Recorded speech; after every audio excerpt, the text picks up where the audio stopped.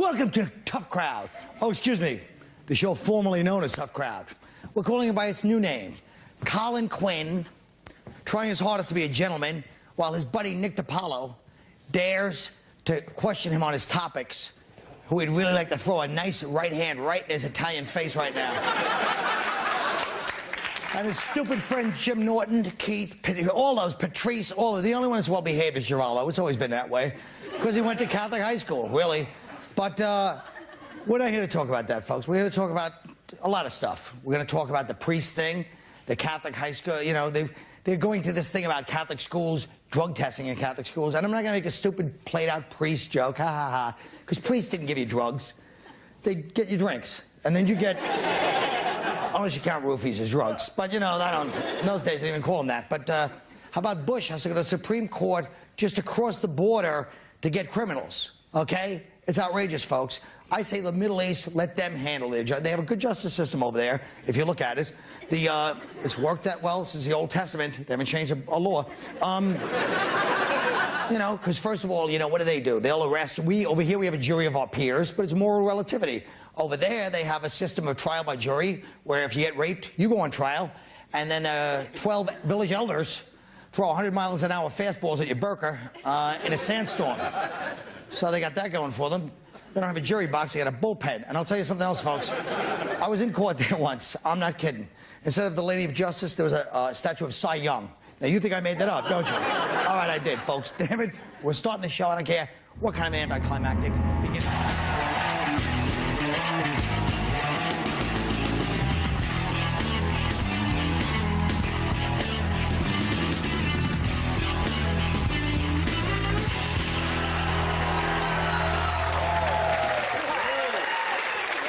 I don't like to count my chickens before they hatch, but I think these shows are hit already.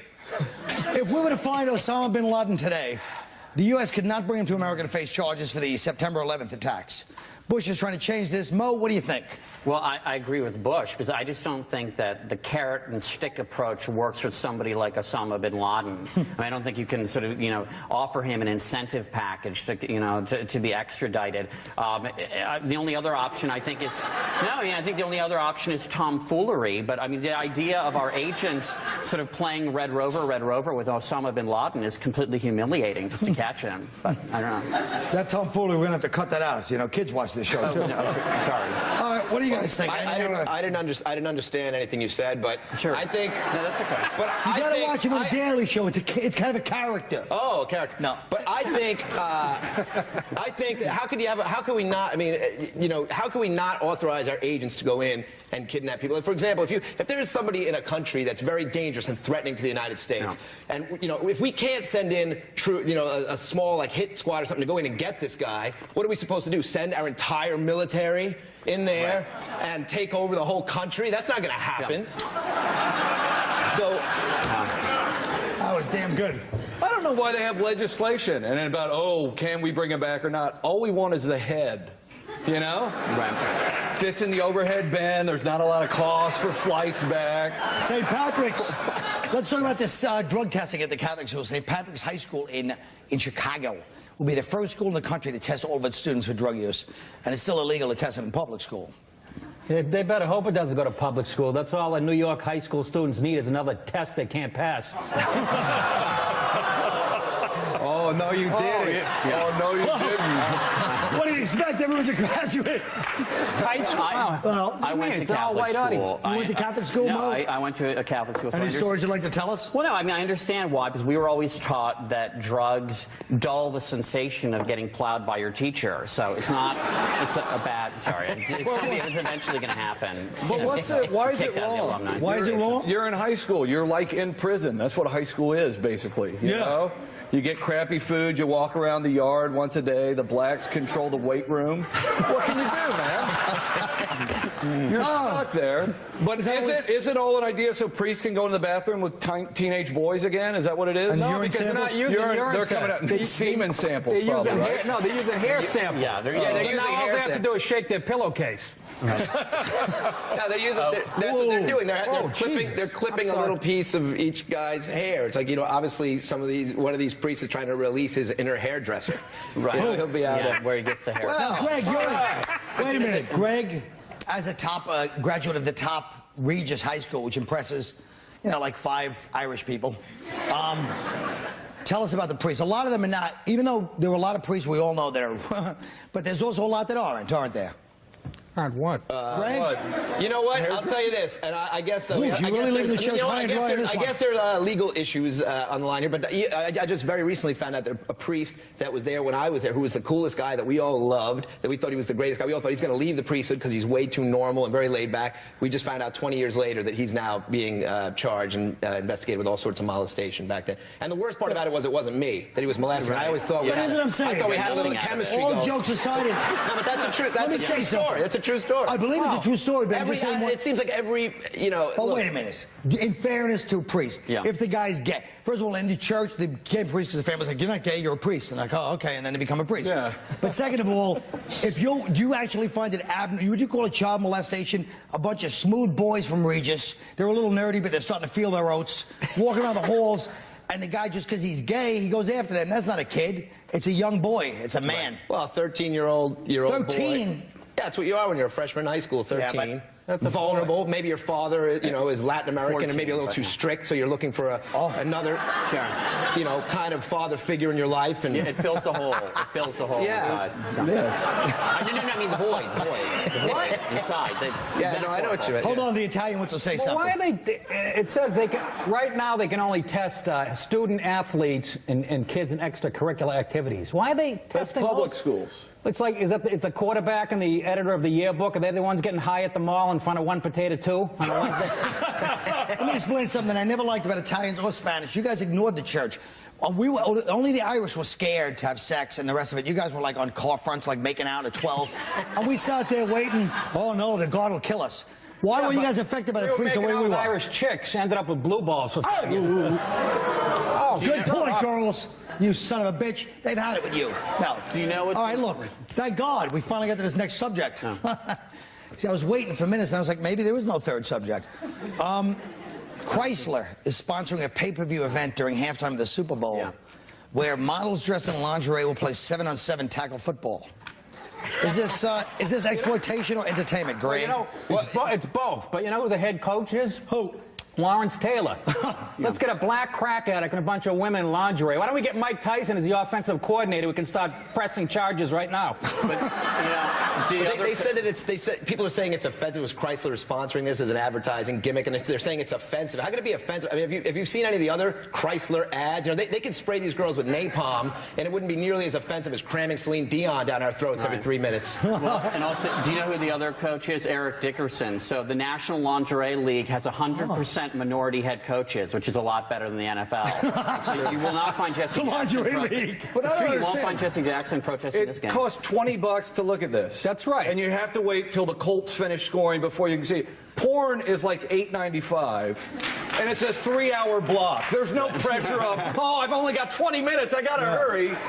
And then they cut to LT's face, and it's like, ugh, and then you gotta start over. I'm telling you this much. This show's getting too lowbrow and too sexual. We're going to commercial. Why don't you guys play with the pig sting on the break? No.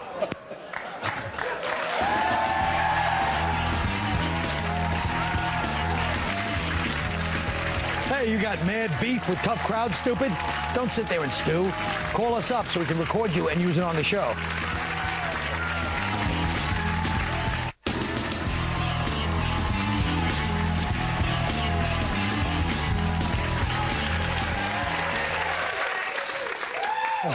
Miss, thanks for bringing up my kiss during the break. It really makes me feel great to bring up those awful memories of Alley Cat and Elizabeth. Anyway, we like to keep up with the kids like every show. The kids, what are the kids up to? What are the kids into? So we talked to the 20-year-olds at our office, and one kid, this is true, tells us that him and his friends were saying, like, what do you guys, because, well, this weekend we were talking about how some of them like sex with digital rectal stimulation. Now, I know you're sitting at home right now going, what did he say? What did he say? Hopefully you're not using the finger, you know. Yeah. I said the latest trend is finger butt enhancement during sex. And so I will ask the panel, is there any man here who has had a lead press on in his prostate? Let's start with T-Sean. What do you think? Well, That is my joke. it doesn't make you gay unless it's a man's finger. Yes. But no, I mean, it's like, it's crazy. No, I don't think, I mean, it's like, or if it's a woman's finger and you're thinking about a man, that's bad too. If it's a woman's thumb, that makes you gay also. Or if she goes But to wait the a minute. second knuckle, yes. But what I'm saying is this. What about if it's a dog's paw? Do you feel that, what if it's a highlight mix? If she pulls out a condom, if you, it's gay. do you feel, let's forget the particulars of it. Do you feel that this is like indicative of something bigger? Like, Yes. go ahead, fella. Well, once again, it's questioning male heterosexual. They keep going to tell us that we're gay.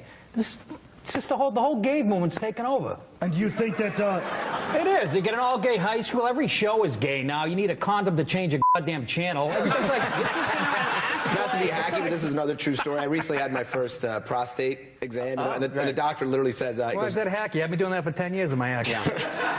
well, he says, no, he says, neither one of us is going to enjoy this. He literally says that as he's like greasing me up. He's like, neither one of us is going to enjoy this very much. So like to ease my discomfort with him, neither one of us is going to enjoy this very much. And I thought, like, why be such a pessimist, you know? Right. Maybe give me a chance. You never know. I'm trying to keep an open mind. Lemons I had one, I swear to God, and I go, do you think I'm getting a physical? And I go, do you think, should I get a prostate exam? And he goes, well, if you want it. No, I don't want it. Don't make me ask for it. Yeah, exactly. In that case, yeah. Then they poke at you like a homeless guy trying to get a quarter out of a payphone. all right, look, I'm done with this subject. Still works. Average Joe. That was a beautiful, beautiful visual. Almost poetic, really. But Average Joe wrapped up last night. Oh, who gives a shit?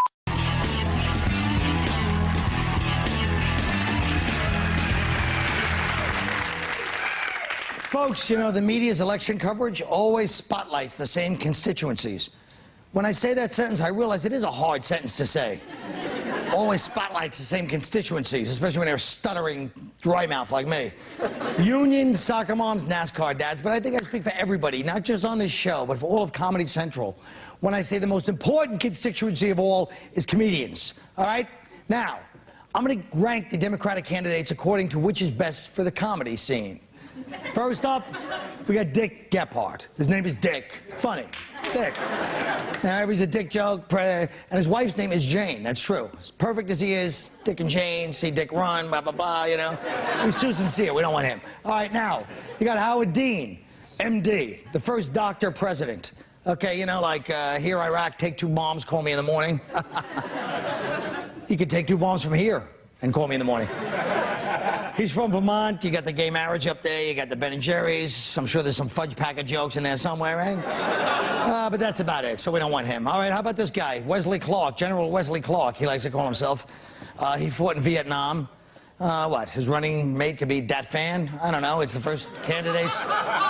They could beat Bush and Voss. No? I guess you're right, Nick. Nobody is this. Okay. Now you got John Kerry, war hero. He married some lady that owns the Heinz ketchup family, you know? So he's the only candidate with a wife you have to pat on the bottom. I'm glad these aren't doing that well. I'm trying to explain to you why they wouldn't be good for comedy, right? Kucinich, he's from Cleveland, the first president to take the oath in a bowling shirt. I don't know. John Edwards. Shh. Sorry, John, did I wake your campaign? What happened to him? Wasn't he running? What happened? Carol Moseley Braun should be the first female black president, the first president to tell Kim Jong-il, talk to the hand. No? All right. How about Joe Lieberman? Jewish. Why is this candidate different from all the other candidates? He's the first president to have a fireside kvetch. No? The only president that's intolerant of terrorism and lactose? No. He's doing all right. Lieberman will be the first president to have an early bird State of the Union address. He's close, but obviously, this is the guy, Al Sharpton. First time you'll see Camp David on Cribs. The first presidential limo that's been leased. The Treasury Department will be replaced by the cash money millionaires. How quickly we forget the late 90s. I'd like to see people not laugh at that in New Orleans. The first president to put the national debt on layaway. No? Congressional Medal of Honor is going to be a 14-karat Playboy emblem. No? First president to attend his inauguration in Rockaware. Folks, the winner is clear. Vote for him. Remember, ask not what comedy can do for you, ask what you can do for comedy. We'll be right back.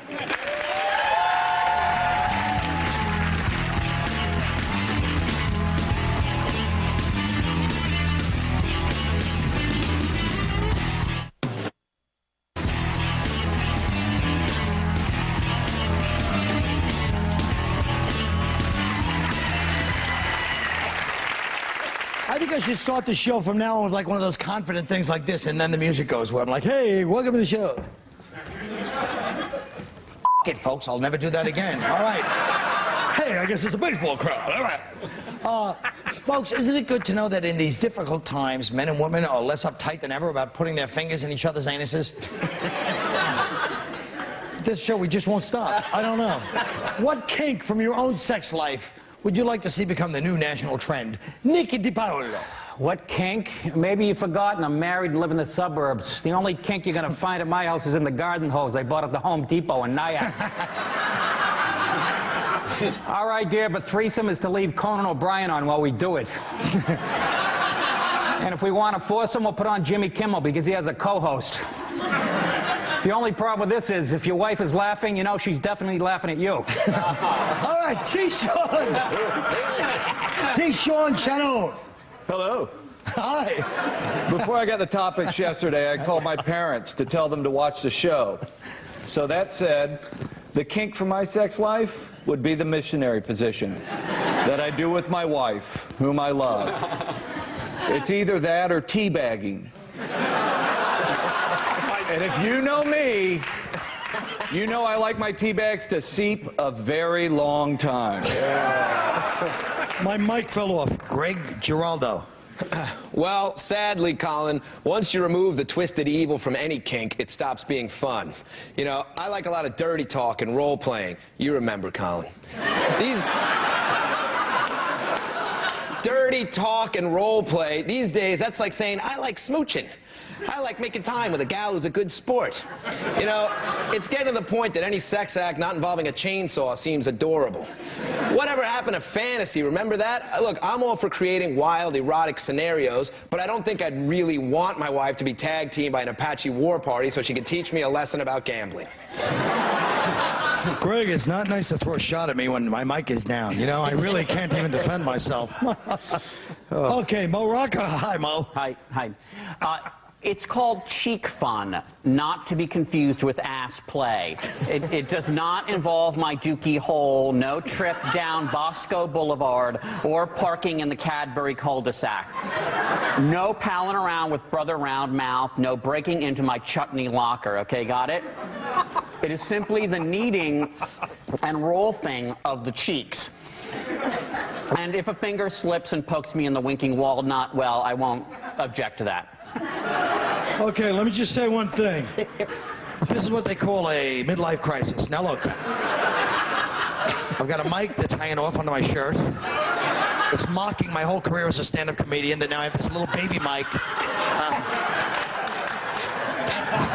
You're going to stretch your collar, Colin. What's that? I don't care if I stretch my collar. You're going to stretch You know your what? collar. You're going to stretch your collar. It ruins it, yeah. Then when I was going to wear this shirt, then Liz goes to me, it makes his belly stick out. And I was like, Liz, I'll suck it in. So, I think it looks great. Thanks, I'm Mo. not just saying that because You know, I like this guy. Yeah. He's got a can-do attitude. T-Sean, you want to tell us any funny SNL stories? No? No. All right. I'm not going to say that last line. If they want the show to end, today it has to end just like this, with me talking to a stupid mic like a fool.